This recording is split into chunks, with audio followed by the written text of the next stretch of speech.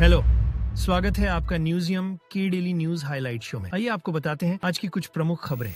आज के एपिसोड में सबसे पहले बात करते हैं प्रधानमंत्री मोदी और ब्रिक्स सम्मेलन से जुड़ी। प्रधानमंत्री नरेंद्र मोदी आज रूस के कजान शहर पहुंचे हैं, जहां वे 16वें ब्रिक्स शिखर सम्मेलन में भाग लेंगे। इस सम्मेलन में ब्राजील, रूस, भारत, चीन और दक्षिण अफ्रीका सहित कई देशों के नेता शामिल होंगे। मोदी ने कहा कि भारत ब्रिक्स के भीतर सहयोग को महत्व देता है और यह मंच वैश्विक मुद्दों पर चर्चा के लिए महत्वपूर्ण है। राष्ट्रपति पुतिन ने मोदी का स्वागत करते हुए दोनों देशों के गहरे संबंधों की बात की और कहा युद्ध किसी समस्या का हल नहीं है। 124 इस सम्मेलन में मोदी की अन्य देशों के नेताओं से द्विपक्षीय बैठकें भी होंगी, जिसमें चीन के राष्ट्रपति शी जिनपिंग से मुलाकात की संभावना है। बैठक में जलवायु परिवर्तन, आर्थिक सहयोग और वैश्विक सुरक्षा जैसे मुद्दों पर चर्चा की जाएगी। मोदी ने कहा कि वह इस अवसर का लाभ उठाकर भारत के लिए महत्वपूर्ण समझौतों पर बातचीत करने के लिए उत्सुक है। इसके बाद दिल्ली में बढ़ते वायु प्रदूषण की दिल्ली में एक बार फिर वायु प्रदूषण ने खतरनाक स्तर पर पहुंचकर चिंताएं बढ़ा दी हैं। सोमवार को एयर क्वालिटी इंडेक्स AQI 340 तक पहुंच गया, जो गंभीर श्रेणी में आता है। इसके चलते आयोग ने दिल्ली में graded response action plan GRAP level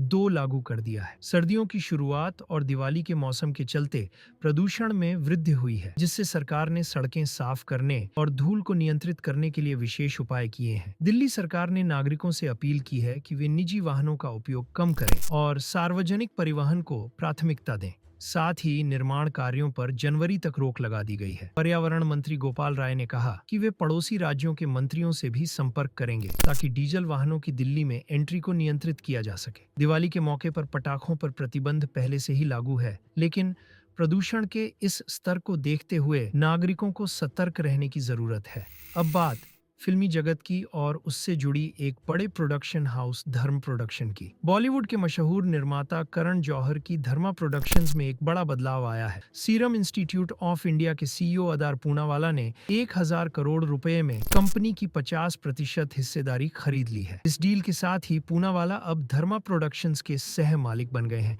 जबकि करण जौहर अपनी क्रिएटिव राइट्स को बनाए रखते हुए एग्जीक्यूटिव चेयरमैन बने रहेंगे। अदार ने कहा कि वे इस साझेदारी से धर्मा को नई ऊंचाइयों पर ले जाने की उम्मीद करते हैं।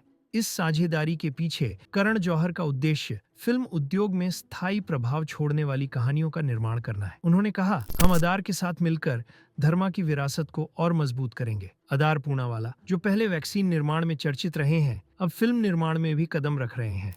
ये डील न केवल फिल्म इंडस्ट्री में हलचल मचाएगी, बल्कि दर्शकों को नई और दिलचस्प कहानियों का अनुभव भी कराएगी। ये थी आज की प्रमुख खबरें। ऐसी ही वीडियोस के लिए हमसे Facebook, Instagram और